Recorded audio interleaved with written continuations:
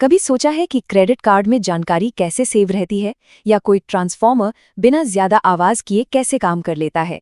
इन सब सवालों का जवाब एक ही दिलचस्प गुण में छिपा है, हिस्टेरिसिस। ये एक ऐसी प्रॉपर्टी है जो हमारी आज की टेक्नोलॉजी की दुनिया को चलाती है। तो आज हम हिस्टेरिसिस के इसी रहस्य से पर्दा उठाएंगे। हम समझेंगे कि ये कॉन्सेप्ट आया कहाँ से, ये काम कैसे करता है और ये हमारी दुनिया को कैसे बदल रहा है। ठीक है, तो चलिए शुरू करते हैं।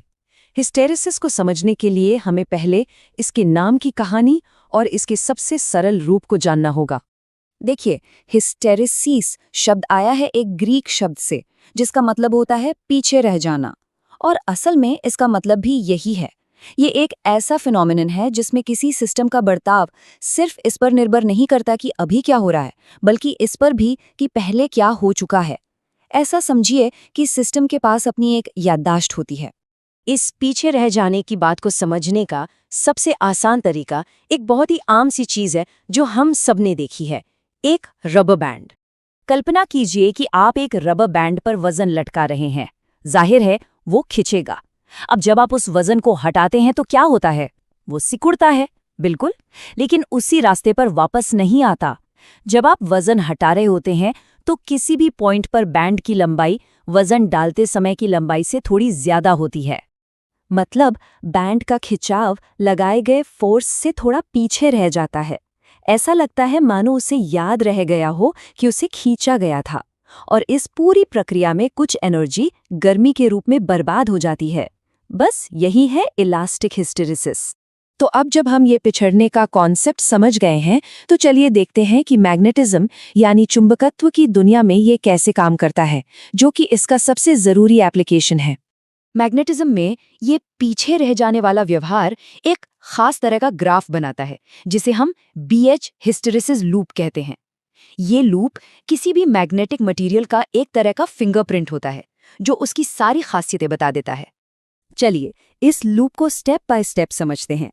मान लीजिए हमारे पास एक ऐसा मटेरियल है जिसमें अभी कोई मैग्नेटिज्म नहीं है, बिल्कुल जीरो। जैसे ही हम उस पर बाहरी मैग्नेटिक फोर्स यानी H लगाना शुरू करते हैं, मटेरियल के अंदर का मैग्नेटिज्म यानी B बढ़ने लगता है। एक पॉइंट ऐसा आता है जब मटेरियल के अंदर के सारे छोटे छोटे मैग्नेटिक पार्टिकल्स बाहरी फोर्स की दिशा में अलाइन हो जाते हैं। इसे कहते हैं मैग्नेटिक सैचुरेशन। अब इसके बाद आप कितना भी जोर लगा लें, मैग्नेटिज्म में कोई खास फर्क नहीं पड़ता। और अब आता है सबसे मजेदार हिस्सा। जब हम बाहरी फोर्स को हटा देते हैं, मतलब H को जीरो कर देते हैं, तो मटेरियल अपनी पुरानी नॉन मैग्नेटिक हालत में वापस नहीं आता। नहीं, उसमें कुछ मैग्नेटिज्म बचा रह जाता है। उसने अपनी याददाश्त को बनाए रखा है। अब वो एक परमानेंट मैग्नेट बन गया है। अब इस बची हुई याददाश्त को मिटाने के लिए हमें उल्टी दिशा में फोर्स लगाना पड़ता है। ये फोर्स उन मैग्नेटिक पार्टिकल्स को फिर से इधर उधर बिखेर देता है, जिससे नेट मैग्नेटिज्म जीरो हो जाता है। तो सार ये है, बाहरी फोर्स हटाने के बाद जो मैग्नेटिज्म बचा रह जाता है उसे कहते हैं रेमिनेंस। ये सीधे सीधे उस मटेरियल की मैग्नेटिक मेमोरी की ताकत होती है। और उस मेमोरी को मिटाने के लिए जो उल्टी दिशा में फोर्स लगाना पड़ता है उसे कहते हैं कोअर्सिविटी। आप इसे उस मटेरियल की मैग्नेटिक जिद भी कह सकते हैं कि वो कितनी मजबूती से अपने मैग्नेटिज्म को पकड़ कर रखती है।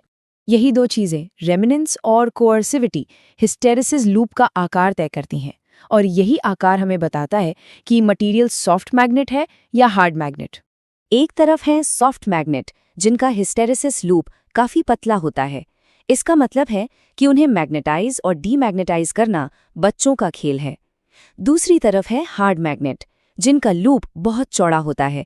ये एक बार मैग्नेट बन गए तो अपनी मैग्नेटिक पावर आसानी से नहीं छोड़ते। सॉफ्ट और हार्ड मैग्नेट का ये फर्क सिर्फ थ्योरी में नहीं है, हमारी रोज की जिंदगी इसी पर चलती है। अब देखिए ये कितना कमाल का है। सॉफ्ट मैग्नेट, जिन्हें आप आसानी से ऑन ऑफ कर सकते हैं, वो ट्रांसफॉर्मर और इलेक्ट्रिक मोटर के लिए परफेक्ट है, जहां मैग्नेटिक फील्ड को लगातार बदलना पड़ता है। वहीं दूसरी तरफ हार्ड मैग्नेट्स, जो अपनी मेमोरी बनाए रखते हैं, वो परमानेंट मैग्नेट का काम करते हैं। आपके कंप्यूटर की हार्ड ड्राइव, क्रेडिट कार्ड की मैग्नेटिक स्ट्रिप और स्पीकर्स सब इन्हीं से चलते हैं। तो हमने ये तो देख लिया कि हिस्टेरिसिस मेमोरी कैसे बनाता है, लेकिन इस मेमोरी की एक कीमत चुकानी पड़ती है। और वो कीमत इस लूप के अंदर ही छिपी है। कभी सोचा है कि ये जो लूप के अंदर का एरिया है, इसका क्या मतलब है? ये सिर्फ खाली जगह नहीं है, ये कुछ बहुत जरूरी चीज दिखाती है। ये एरिया दिखाता है एनर्जी। कौन सी एनर्जी? वो एनर्जी जो हर बार मटेरियल को मैग्नेटाइज और डीमैग्नेटाइज करने में गर्मी बनकर उड़ जाती है। इसे ही हिस्टेरिसिस लॉस कहते हैं। और ये बात इस पूरे कॉन्सेप्ट को बहुत अच्छे से समझाती है। देखिए, एक ट्रांसफॉर्मर में हम पतले लूप वाला सॉफ्ट मैग्नेट इस्तेमाल करते हैं ताकि एनर्जी लॉस कम से कम हो। लेकिन एक हार्ड ड्राइव में, वहां हम जानबूझकर चौड़े लूप वाला हार्ड मैग्नेट लेते हैं, क्योंकि जो एनर्जी लॉस हो रही है वही तो डेटा को परमानेंटली स्टोर कर रही है। यहाँ पर नुकसान ही फायदा बन जाता है। तो आखिर में सवाल ये उठता है कि हिस्टेरिसिस है क्या? एक बेकार की कमी जो एनर्जी बर्बाद करती है, या एक ज़रूरी खासियत जो मेमोरी को जन्म देती है? और जवाब है, ये दोनों हैं। ये पूरी तरह से इस बात पर निर्भर करता है कि हम इसका इस्तेमाल कहाँ कर रहे हैं। हिस्टेरिसिस एक ही सिक्के के दो पहलू हैं। एक तरफ ये डिजिटल मेमोरी की बुनियाद है, तो दूसरी तरफ एनर्जी लॉस का कारण। इस पिछड़ने की कला में माहिर होना ही हमारी मॉडर्न मैग्नेटिक दुनिया की असली चाबी है।